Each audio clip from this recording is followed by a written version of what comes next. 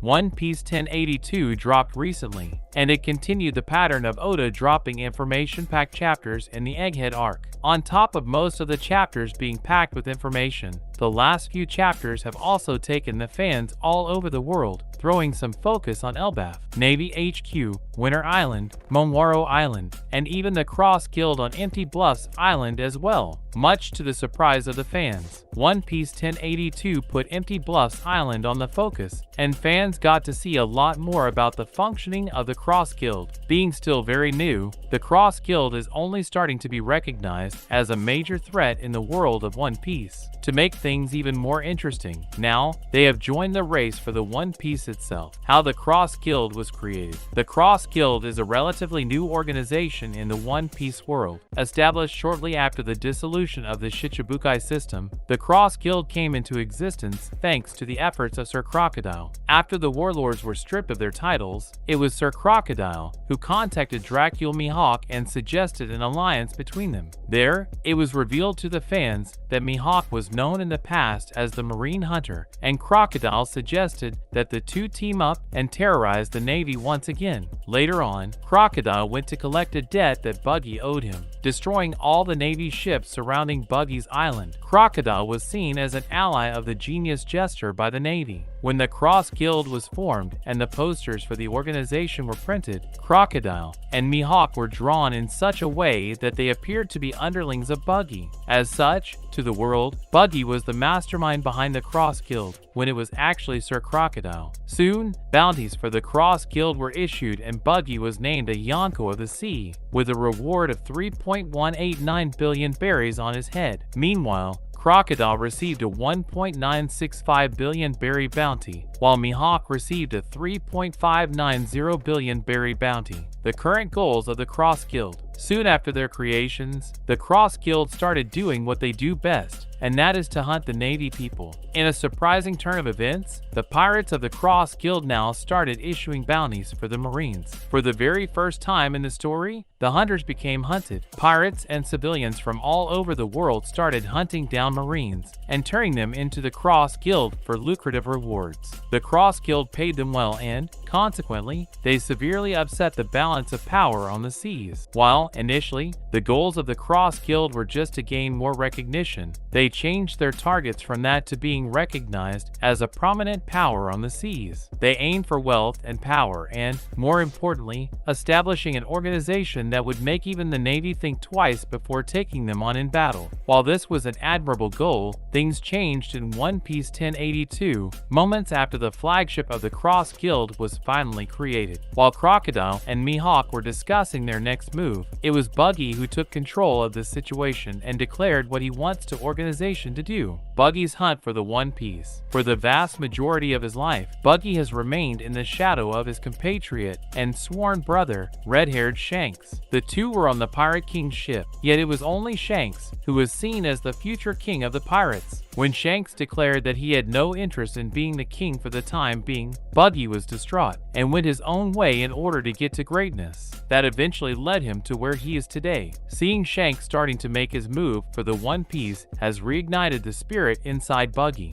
As he made clear in One Piece 1082, Buggy wants the Cross Guild to aim for the One Piece. According to him, the One Piece is what the heart of every pirate desires, and that is what they should be aiming for, or they are no true pirates to begin with. If they do claim the One Piece, which is the grandest treasure of them all, then they will have wealth, fame, as well as power, which is all that Crocodile and Mihawk were aiming for and more. In his own way, Buggy has more ambition than those two and a greater conquering spirit than either of them. Buggy relayed his plan to the entirety of the Cross Guild, and the organization has now actively joined the hunt for the One Piece. They are now going to be challenging the likes of the Blackbeard Pirates, the Red Hair Pirates, and the Straw Hat Pirates in what is going to be the greatest showdown of them all. And in other news, 7 darkest One Piece episodes. Even the most die-hard One Piece fans would agree that even though One Piece is one of the funniest anime, it's also a series that has had its share of dark and emotionally charged episodes. One Piece had several shockingly dark episodes that have left fans emotionally drained. However, these moments made the series so much more memorable and impactful. One Piece is one of the few anime shows with the ability to blend humor and tragedy, which makes it a truly unique and entertaining anime series that continues to captivate audiences all around the world. Over the years, fans could get to know some of the strongest characters in One Piece and their often heart-wrenching backstories, as well as witness plenty of tragic deaths. Since One Piece had some of the darkest episodes in anime history. Sanji's terrible childhood. Sanji had one of the most traumatic childhoods in the One Piece universe, since he had a terrible relationship with his abusive father. Even though Sanji was born into the wealthy and powerful Vinsmoke family, he had to deal with a lot of pain and shame growing up, since he was much weaker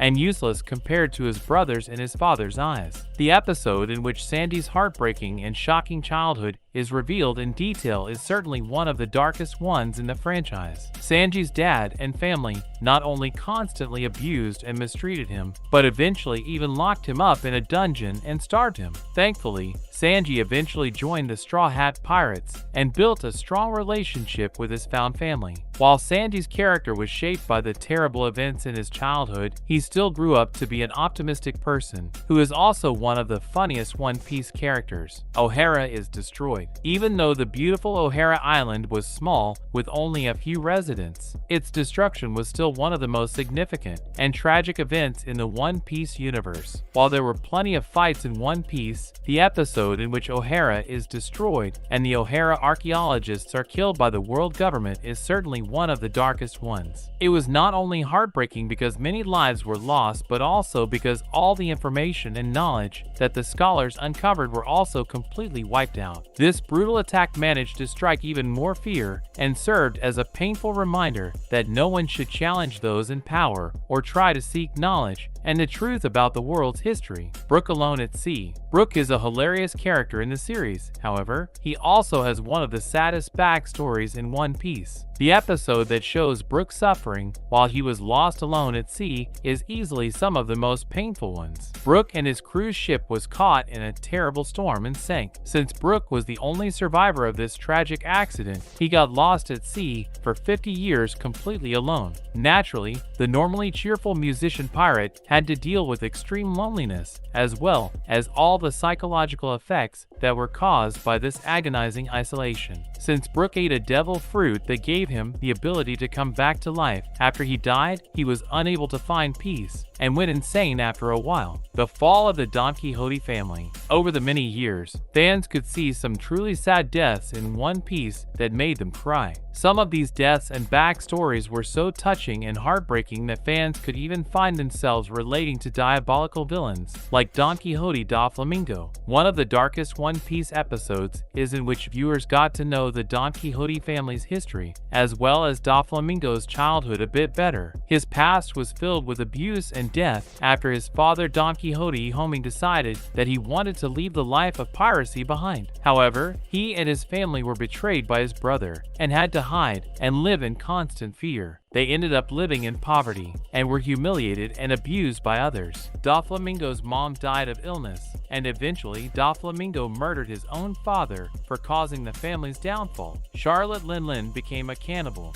Charlotte Linlin, aka Big Mom, is another villain who is also one of the strongest female devil fruit users in One Piece with a shockingly dark backstory. Big Mom always had a big appetite even as a child, and would go on uncontrollable binges during which she would lose control completely and her perception of reality would become distorted. Since Linlin had an insatiable appetite as well as massive strength even as a kid, she would often unintentionally cause harm to others. Every time she got too hungry, she would go into a hunger-induced rage that eventually led to her becoming a cannibal and eating her caretaker as well as a few other kids. Toko watches her dad die. Yasui sacrificed himself to protect the rebellion and allow his allies to escape escape, including his daughter Toko. Unfortunately, Toko ended up witnessing his dad's tragic and unjust execution, and couldn't even express her negative emotions because of the defective smile devil fruit she ate. While it was one of the darkest episodes in the anime,